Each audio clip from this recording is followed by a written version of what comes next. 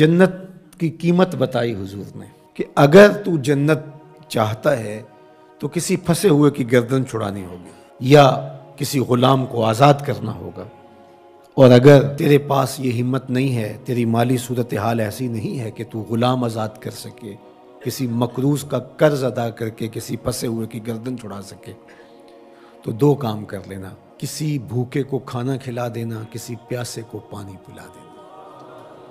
ان دو چیزوں کے بدلے کے اندر تیرا رب تجھ کو جنت عطا کرے گا۔ یہ سودا کوئی مہنگا تو نہیں ہے، کسی ضرورت مند کی ضرورت کو پورا کر دینا، کسی دکھیے کو، کسی پریشان حال کو، کسی مفلوق الحال کو، پیاس اور بھوک سے تڑپتے ہوئے شخص کی ضرورت کو پورا کر دینا، یہ دخول جنت کا سبب اور ذریعہ قرار پایا۔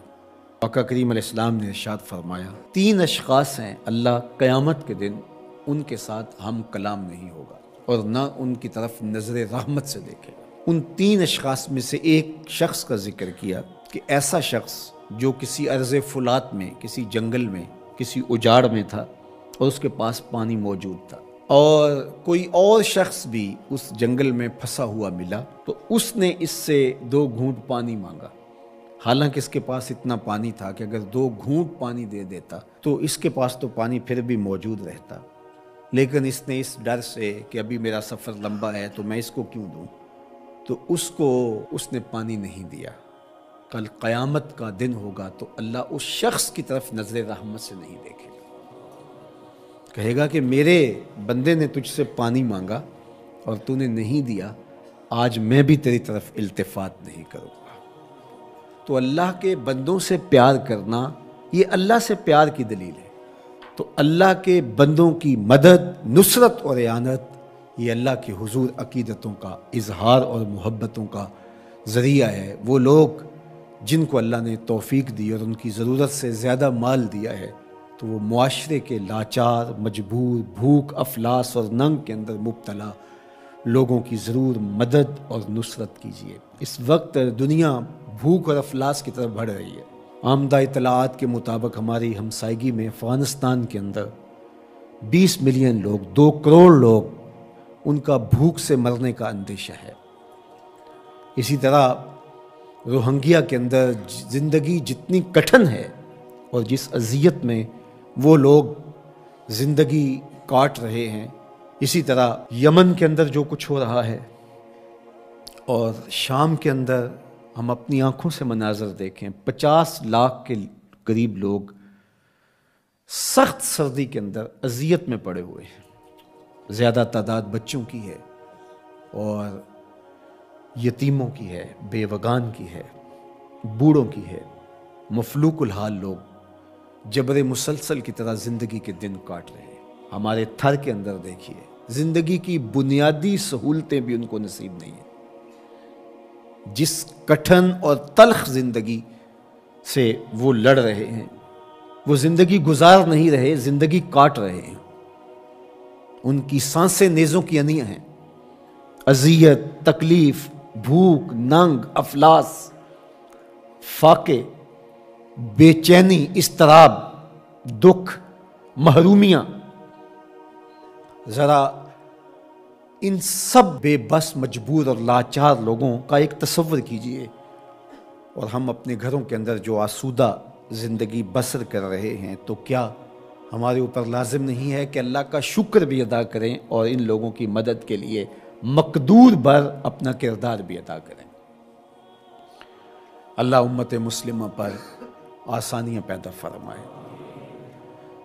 اگرچہ کوئی کافر ہو، حتیٰ کہ کوئی جانور بھی ہو، بھوک، ننگ اور افلاس میں مبتلا ہو، ہمارا دین اس کی مدد، نصرت، اعانت اور تائید کی ترغیب دیتا ہے۔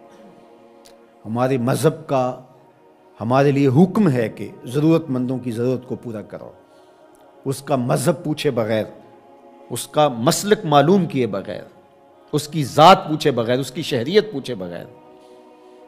جہاں بھی افلاس میں، غربت میں، بے چینی اور بدحالی میں کوئی بھی ہو، آپ اس کی مدد کریں، اس کی نصرت کریں۔ دنیا آخرت کی برکتیں اللہ ان لوگوں کا مقسوم فرمائے، اور اللہ ہمارے گناہ معاف کر دے۔ قیامت کے دن حضور علیہ السلام سے شرمندہ ہونے سے بچا لے اللہ ہمیں۔ حقیقت میں ہم اگر دیکھیں اپنے آپ کو تو ہم کچھ بھی نہیں کرتے، اور مجھے وہاں کھڑے ہو کر کے کتنا عجیب لگتا تھا کہ امت سسک رہی ہے، یتیم تڑپ رہے ہیں، بیواؤں کی سسکیاں اور ان کی آہیں ان کے اندر ہی جذب ہو رہی ہیں، حوصلے کے ساتھ کھڑی ہیں کہ یہ وقت کاٹنا ہے۔ خیمہ بستیوں کے اندر ہر طرف درد ہی درد پھیلا ہوا ہے، اور آسودہ ملکوں کے ہم لوگ یا تو عیش و عشرت میں مبتلا ہیں یا ایک دوسرے کی پگڑیاں پھاڑ رہے ہیں، ایک دوسرے کے جبے نوچ رہے ہیں۔ ہم ذرا دیکھیں ہم کھڑے کہاں ہیں؟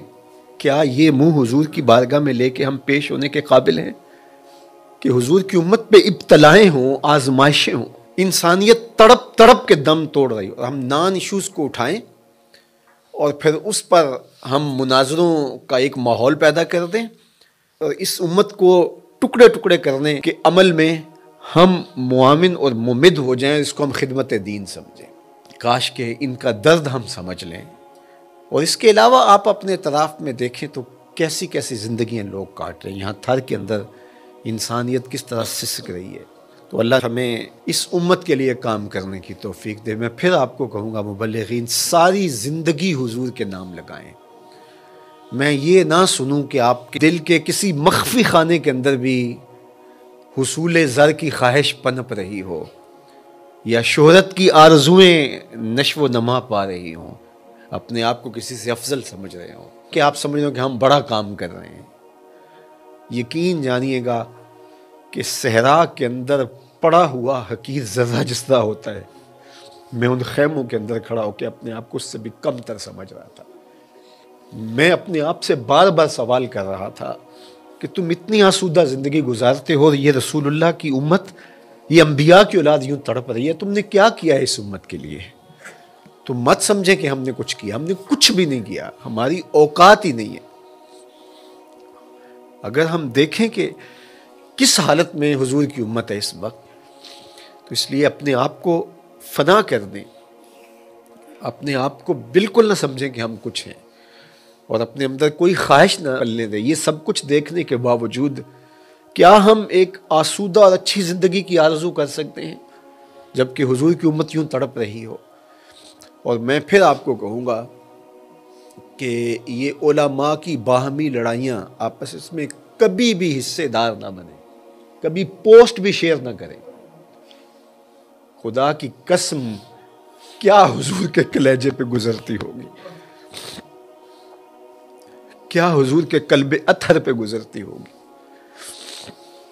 یتیموں سے بھری ہوئی کائنات، اور ہم کیا کھیل کھیل رہے ہیں۔ تو میں آپ سے کہوں گا کہ کبھی بھی کسی ایسی چیز میں شامل نہ ہو جو حضور کی امت کے حصے بکھرے کرنے کا ذریعہ بنے۔ امت بنے، امت بننے کی کوشش کریں، اور حضور کی امت سے پیار کریں۔ جو بھٹک گئے ہیں ان کو راہ راست پہ لانے کی کوشش کریں۔ ہمارا کام اتنا ہی ہے، یہ پیغمبروں نے بھی کہا وما علینا الا البلاغ، ہمارا کام پہنچا دینا ہے، اور انہوں نے پہنچا دیا۔ دل میں اثر پیدا ہو، کوئی مان لے، تو یہ اللہ تعالیٰ کی طرف سے توفیق ہوتی ہے۔ یہ مشت خواہ کام آ جائیں حضور کی امت کے لیے، کل حضور علیہ السلام کی بارگاہ میں پہنچے تو شرمندگی سے بچ جائیں، نہ یہ کہ ہمارے بدن میں کسی کا حسد پل رہا ہو، کسی کا بغض پل رہا ہو، کسی کی نفرتیں پل رہی ہوں، کہیں لالچ پل رہا ہو، کہیں تکبر جنم لے رہا ہو، کہیں خود نمائی ہو، کہیں تصنع ہو، کہیں بناوٹ ہو، تو ان بتوں کی پرستش ہم کرتے کرتے ساری زندگی گزارنے، اور جب آنکھیں بند ہوں پھر پتہ چلے کہ سب کچھ برباد کرائے، پلے کچھ بھی نہیں تھا۔ تو آئیے میں بھی عزم کرتا ہوں، آپ بھی عزم کریں کہ ساری زندگی حضور کے نام پہ گزاریں گے، ساری زندگی حضور علیہ السلام کی امت کے لیے، حضور علیہ السلام کے لائے ہوئے نظام کے لیے بسر کریں گے۔ اللہ توفیق ارزانی کرے۔